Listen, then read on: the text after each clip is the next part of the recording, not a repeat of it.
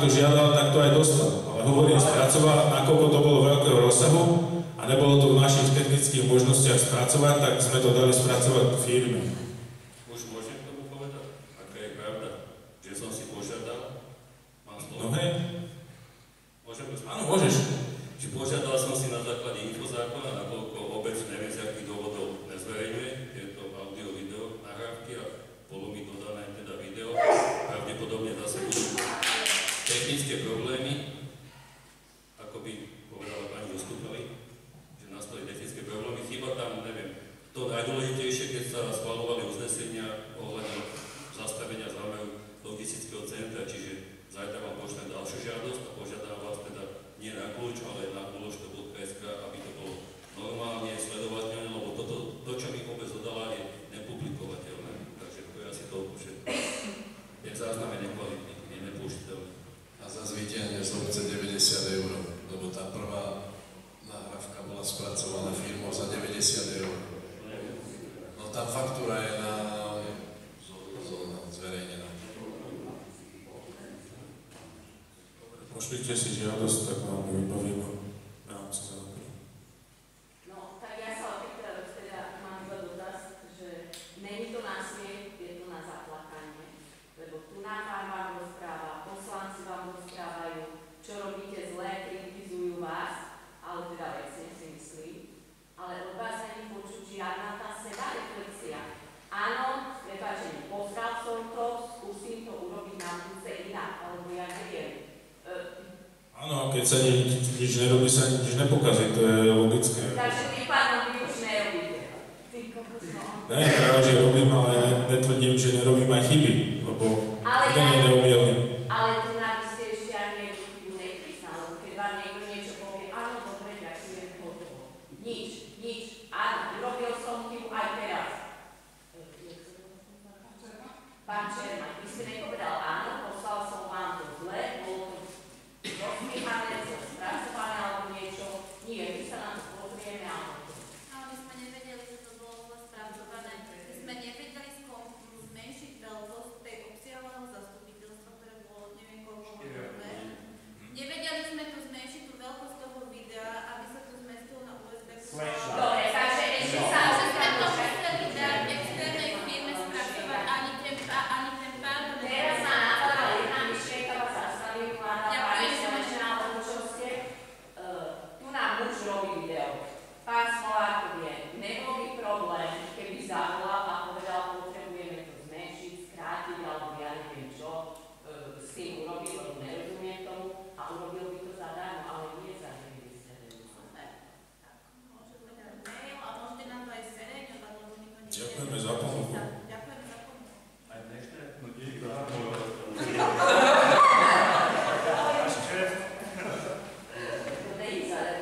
No môžete zverejniť aj dnešné zastupiteľstvo, ľudia, máte súhlas. Tam hore kamera teraz nejaké beží. Keď to zamýtame, to je bol, a teraz to nie, prečo to nie, keď to mala Robí to nejaký poslanec, robí to nejaký Áno, robil to vtedy poslanec. v voľnom čase, nerobili to zamestnanci, robili to nejaký poslanec.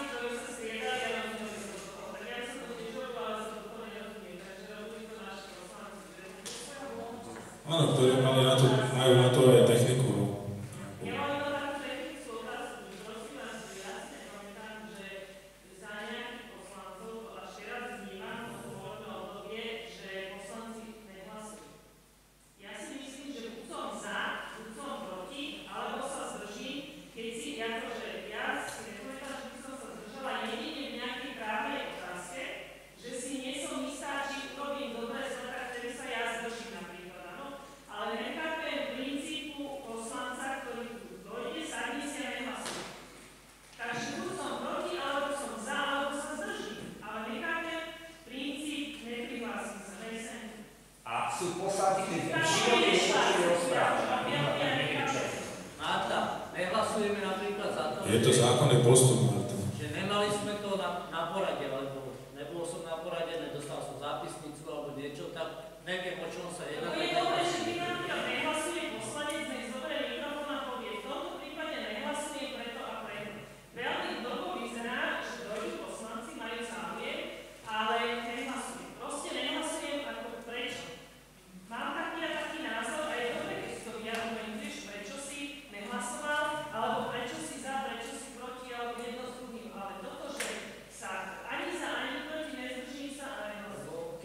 čom nerokujeme na porade, tak tady sa nebudeme mať poradu, nebudeme o tom rokovať. Ja sa môžem sa stať, ale zase dá sa to aj ten vyargumentovať a pri hlasovaní zase. Chcem sa to, nechcem sa to, zdržím sa, ale nebudem sa zdržávať niečoho, o čom neviem, víš. Vieš, to sa dá vypočuť zastupiteľstva, keď je také nečakáte na všetko. Ten zákon tú možnosť dáva, tak poslanci využívajú už aký na to dôvod, tak... Je to polomka, takže zákon to umožňuje, nehlasovať. Tu mám to, takže umožňuje. Dobre, ale ja sa pýtam, mne to nejde do hlavy, lebo není to tu zvykem, nebývalo to tu zvykem. Toto zastupiteľstvo je prvé, vnímam, že sa nehlasuje vôbec. Teraz sa hlasovalo. Už minulý rok som sa s tým stretol, že poslanec nehlasoval. Už minulý rok mám, už minulý rok. Ja minulý rok, ale ja vnímam o volebnom období, že v minulom volebnom období sme nepamätali, že poslanci nehlasovali. Takže ono je potom vlastne pravda, ako ste to pred chvíľkou potvrdili, že keď sa nezúčastníte, tak vám potom vlastne nie sú ani zaslané tie Ja podklady z tých nedostanem porad. zápisnicu a neviem, o čom bolo. O čom to bolo tá porada, takže o čom mám ja teraz? Ako ja vás som to akože prosto vás chápem, len chcem si teda akože naozaj sa ubezpečiť, že tie podklady, ktoré aj keď si potom pýtate, tak vlastne oni vám od tých konkrétnych osôb sú zaslané spätne, aby ste si to mohli vo svojom voľnom čase doma ľudia potom prečítať, preštudovať, aby ste vlastne mohli rokovať a hlasovať potom na zastupiteľstve. Že vlastne nedostávate všetky tie podklady, ktoré potrebujete na to, aby ste mohli tu sedieť a dohodnúť sa na konkrétnych veciach a potom, jak ste to hovorili, len posúvate a tlačíte veci dopredu a nič sa nerieši. Ale materiál porada na zastupiteľstve býva poslancom zaslaný. Ale veď tu nám hovorili, jeden, druhý, tretí, štvrtý, že nemali tie konkrétne podklady k tým daným niektorým veciam. Posielajú sa aj zápisnice z porady, takže Tak teraz informácie. hovoríte, že poslanci klamú. Nehovoríme. Nemusí v tej zápisnici byť všetko napísané dopodrobná, že o čom sa bavia, lebo sa zachytiť ani nedá niekedy. Tak ja neviem, či vy ste bol inde, než oni, alebo... Môžem k tomu. Áno, sa bavia. Lebo ja teraz tomu nerozumiem. Sešlo, lebo poslanci hovoria, že nedostanú, a oni hovoria, že áno. Poprosil by som teraz novú pani zapisovateľku Suchovskú, že nám nestačí zápis pracovnej porady a ten, čo tam nebol poslanec, dostane písomne oznamené, že rozhodli poslanci. Ja by som vás požiadal, aby ste si prečítali štatút obce, článok 18 alebo paragraf 18, myslím, že to je, a tam sa dočítate, že stanovisko od poslancov len vtedy je vlastne platné, keď máte 5 hlasov. Čiže týmto vlastne požiadať, mne nestačí napísať mi o nejaké veci, že rozhodli poslanci väčšinou. Napíšte mi, vás poprosím, 5 mien poslancov. Keď tam bude tých 5 mien, tak vtedy máte pravdu. Lebo keď sa stretnú na porade traja poslanci a vy pošlete zápisnicu, že tak rozhodli prítomní poslanci, to by... Keď bol nízky počet poslancov a bol naposledy napríklad v pondelok na porada, áno, to je v prípade, že sa neuskutočnilo, ale ja vás teraz žiadam, aby ste mi napísali tých 5 mien, o ktorých vy tvrdíte, že oni sa takto dohodli. A robili ste pripomienky? Ale keď ste na tej pracovnej porade, tak vy tam nehlasujete o tom, ale je tam proste diskusia a z tej diskusie reálne niečo vyplynie. Není to diskusia, prečítajte si konečne štatút obce, paragraf 18, je tam slovo stanovisko. Čiže vy môžete, ja vám radím ako zapisovateľke z pracovných porad, aby ste informovali neprítomných poslancov, že na tej porade je takéto stanovisko týchto 5 poslancov, aby tí ostatní vedeli, aké stanovisko. Nie, že sa dohodli, niekto sa niekde dohodol, a my sme sa dohodli, že tu sa budú riešiť veci verejne, a nie niekde, že sa nejaký dohodol, pošlete nám len, že dohodli sa tak poslanci. Ja vás prosím, aby som dostal 5 mien tých poslancov, lebo pokiaľ tam budú 4, tak je to neplatné, lebo nie je to možné pokladať za stanovisko podľa paragrafu 18. To je pravda. Ešte Oliver sa hlási. Poslednú vetu pomýla, že musíme sa teda dohodnúť, lebo jeden čas by chcel zrušiť, aj sa zrušili zápisnice z porad.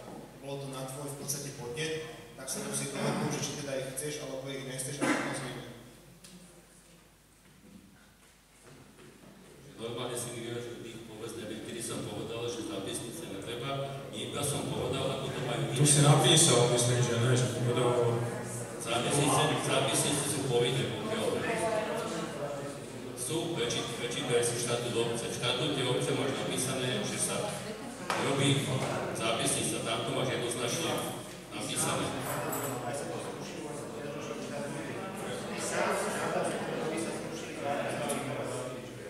Môžem sa ešte opýtať?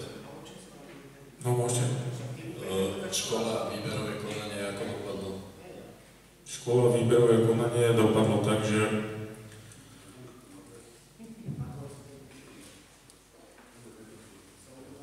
školy nevybrala žiadnu z kandidátov, ktorých pozvala na svoje výberové konanie a navrhla teda... No, trošku zavádzate. Nezavádzam, ja vám to prečítam, to uznesenie a zápisnicu. Rada školy pri MŠ Gorský Svätý Jur za bod číslo na považuje výberové konanie za neplatné z dôvodu uvedených zápisníc z výberového konania, ukončujú a navrhuje zriaďovateľovi ZŠ Gorský Svätý Jur vyhlásiť nové výberové konanie na funkciu riaditeľa ZŠ Gorský Svätý Jur zákon stanovenej lehote. Bod číslo 2 informovala kandidátov o dôvodoch ukončenia procesu výberového konania na mieste.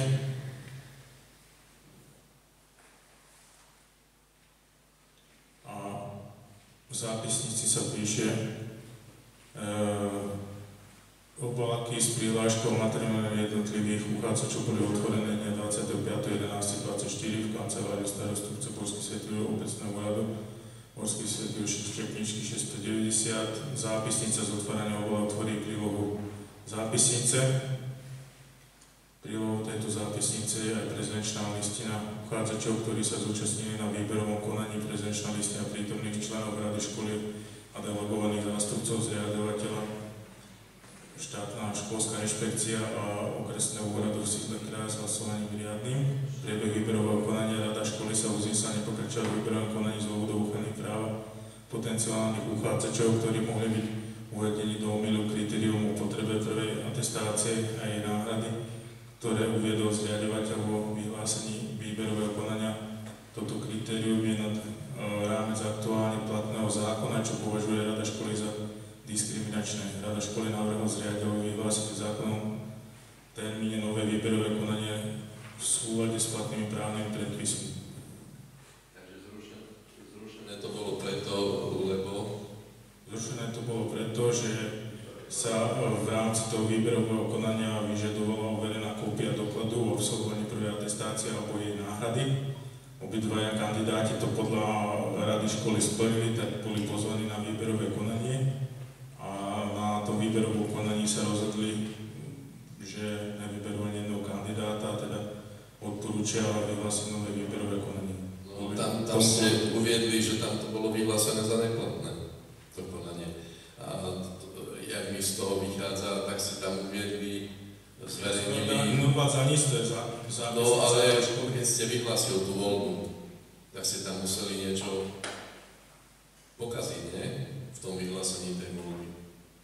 Keď to bolo vyhlásené za neplatné, požadovali ste niečo, čo nemáte požadovať, nie? Takže neboli dodržané zákonné podmienky. Zákonné podmienky boli dodržané, len... Keď bolo vyhlásené za neplatné, jak mohli byť dodržané zákonné podmienky? To sa treba pýtať predsedu komisie Rady školy. Dobre, nič, to sa nejde takto. No však som čítal, že sa vyžadovala podľa ich nad rámec overená kópia dokladu o absolvovaní prvej atestácie alebo jej náhrady. Nie, tu ide o to, že vlastne bolo ako keby neuznané z toho dôvodu, že komisia, ktorá prisadala pri výberovom konaní, označila výberové konanie neplatné za dôvodu diskriminačného, že teda táto podmienka už sa neuvádza ako jedno z podmienok. To je preto, z tohto dôvodu to bolo zrušené.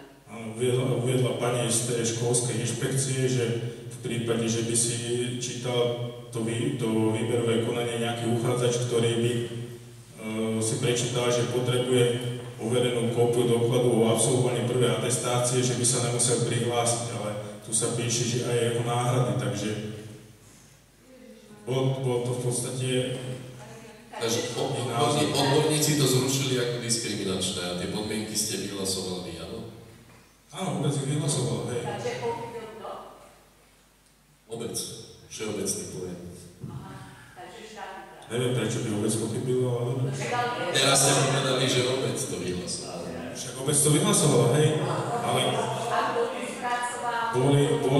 Prihlásili sa dvaja kandidáti, ktorí splnili podmienky. To je v poriadku, pán Smolár, ja neviem, či vy nemáte možnú kapacitu bez zvážky, lebo ja už tomu to nerozumiem. Teraz sa tu nám o tom hovorí, pán kontrolór to povedal asi 3-krát. Ja nechápem. Čo nechápete, že ja To, že vy nemáte možnú kapacitu a ste starosta, vy nemáte kapacitu absolútne na nič, to není normálne. A čo chcete, akú kapacitu riešiť? Prečítal som vám závery výberové konania, aké som ja dostal do ruky.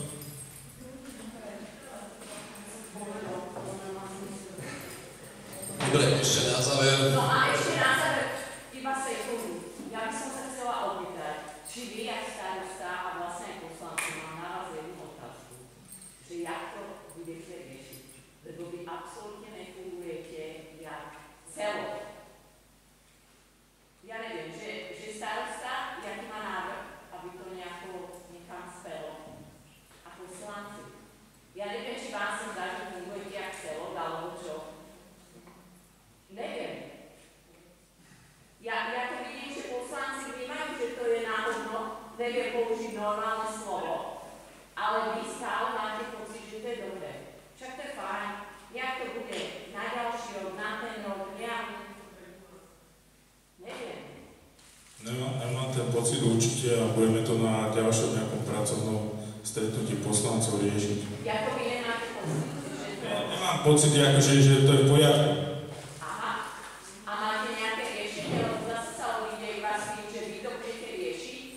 No hovorím, že na ďalšej pracovnej porade si dohodneme nejaké veci. No ja ľudia poslancov, lebo vy tie pracovné porady musíte mať. A chcem ešte poslancov informovať na žadidu, že Envirofond nám schválil dotáciu už vo výške 14 723 € na nákup malotraktora a príslušenstva. Envirofond.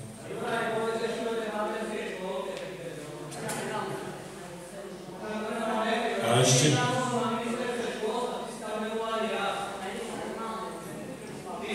ešte vás chcem informovať, že nám bola dnes doručená večer pred obecným zastupiteľstvom dokument zdania funkcie sa hlavného kontrolóra. Bol podpísaný magister Rastislav Droba, Vitomborský svätý číslo 805, sa týmto podľa ustanovenia paragrafu 18a odstavec 8 písmena A zákona 369 zbierky o obecnom zriadení z neneskôrších predpisov dáva funkcia hlavného kontrolóra ku dňu 1.1.2025.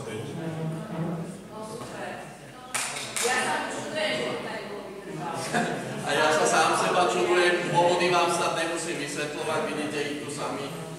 Pán starosta je samovládca, väčšina zastupiteľstva alebo zoskupenie tohto zastupiteľstva je také, že nemá tú silu, aby vôbec niečo dokázalo. A musím dať zápravdu jednému z bývalých poslancov, ktorý po voľbách povedal, že ďalšie 4 stratené roky sú toto. A asi mu budeme musieť dať zápravdu.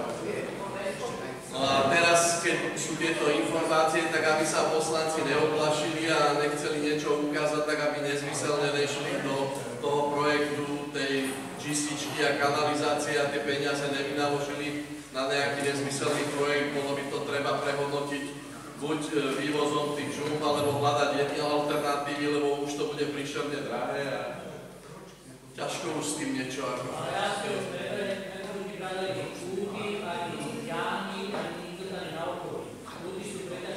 Ja Ja, však teraz boli, si tu nebol minulé, to bolo vysvetľované. Kúty nás...